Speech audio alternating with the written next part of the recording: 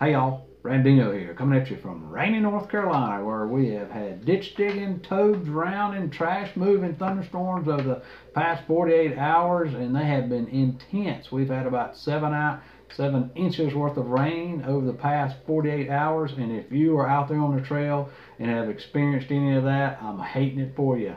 Hopefully you've found some refuge somewhere. If you're not on the trail and you're new to the channel, then welcome. This is where folks come to help support the thru hikers that are on their way to Katahdin or on their way to Springer or anywhere in between.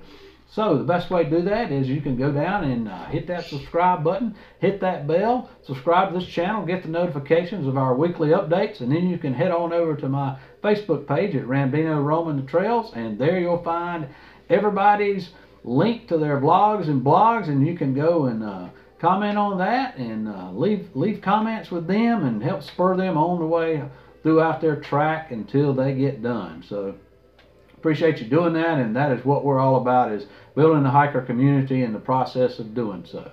So let's go ahead and get to our update to this week. Like we said last week, there's really not too many folks here, maybe a few here or there, that have registered down at Springer to get on the trail. So of course those folks don't have enough time, more than likely, to do a complete NOBO, so they are probably going to be doing a lot of flip-flops in there. And most folks are already registered for their SOBO or their flip-flop, so we've got a few folks there, but not really too many going on, so we're not going to go through that. However, what we do have going on is the bubble is either at Harper's Ferry or maybe even just a little north of there, and so we are over 600 folks that have, or bag tag number 600 for NOBOs, that have come through Harper's Ferry. So we've got a lot of folks that we're tracking that have done that, and it's very interesting to go there and go to their websites, go to their blogs, Instagram accounts, and see the pictures that they took there at Harper's Ferry as they continue on and reach the true halfway point, which is about 100 miles north of there, but then continue on up. So let's talk about a couple other things here. New vloggers on the channel. We did pick up another one that we didn't have before, and that is Jennifer Anderson. Her trail name is Valkrie, and she is flip-flopping NOBO. She started April 30th from Harper's Ferry. So head on over there to her Instagram account, which is w.walkingdistance or w.walkingdistance, and comment on her and spur her all the way. So what's the rest of the weather going to be like for everybody? Well, it's going to be a pretty wet week. Here's a couple graphs of what the forecast is going to be.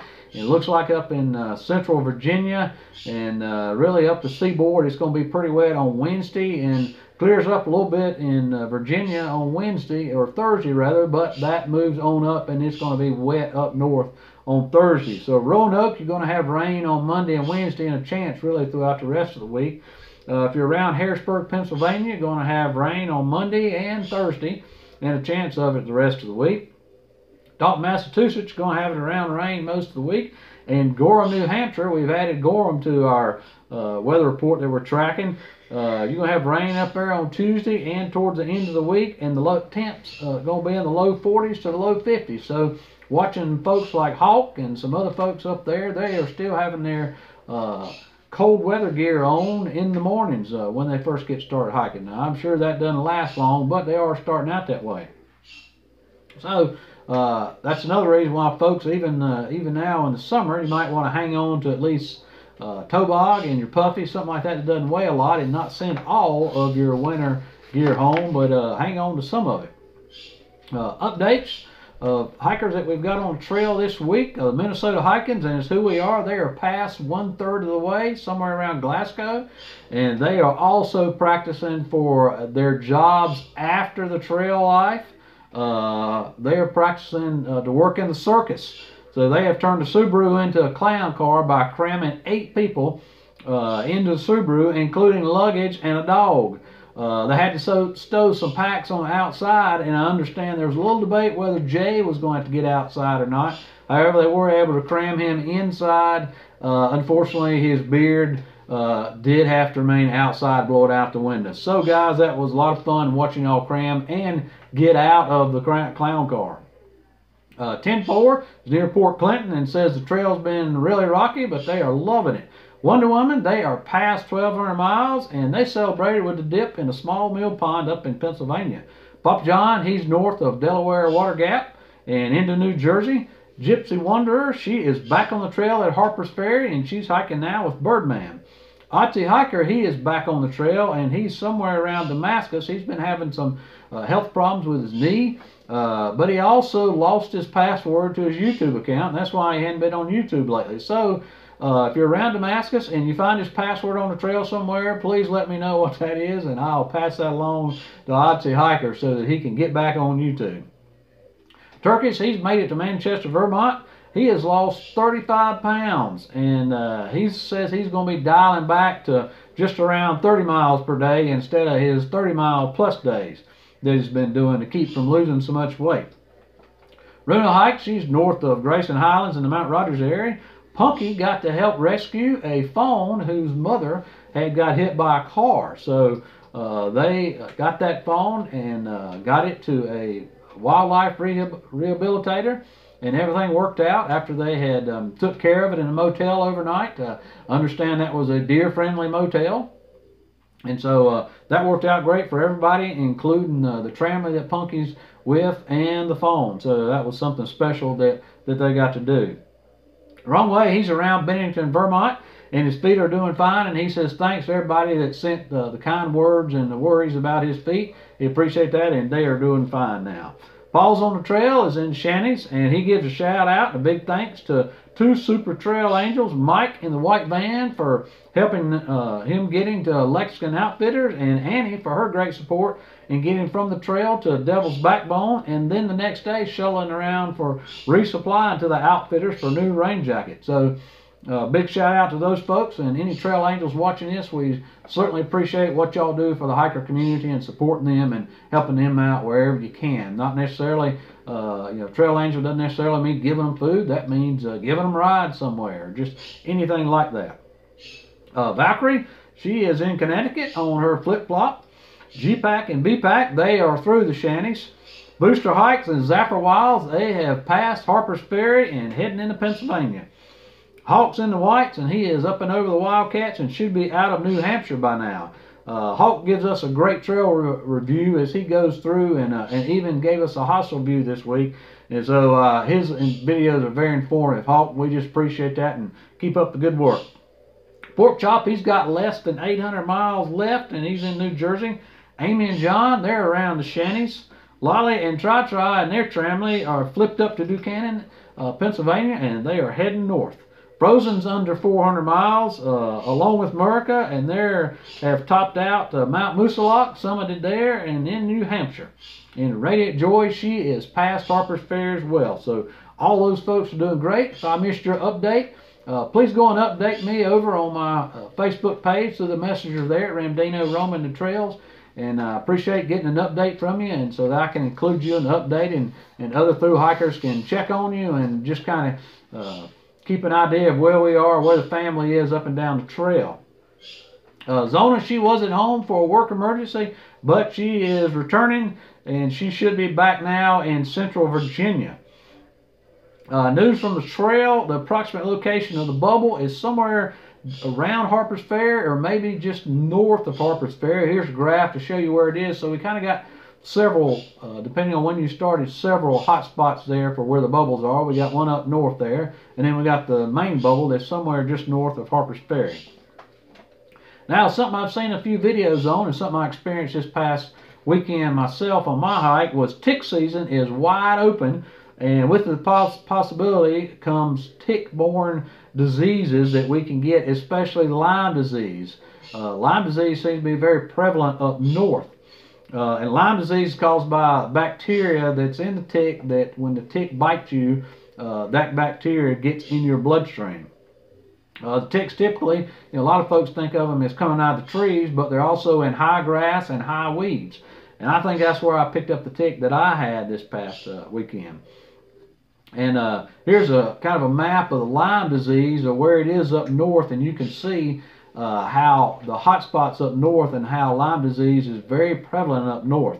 The CDC says that over 300,000 cases occur of Lyme disease every year.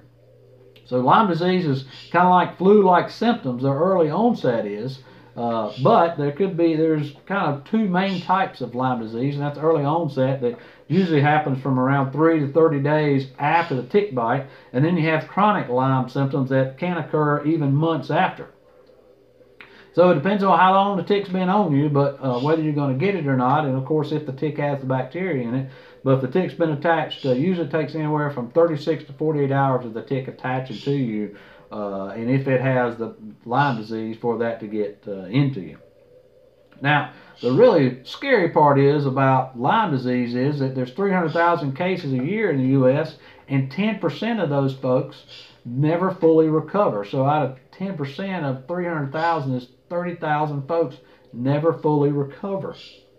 So, tell you a quick little story. I had my niece's fiance was exhibiting signs of what they had diagnosed him with was some type of brain cancer. He was having terrible, flu-like symptoms, and he was, but it was going on and on. It wasn't the flu. He was having lethargy. He just couldn't hardly do anything.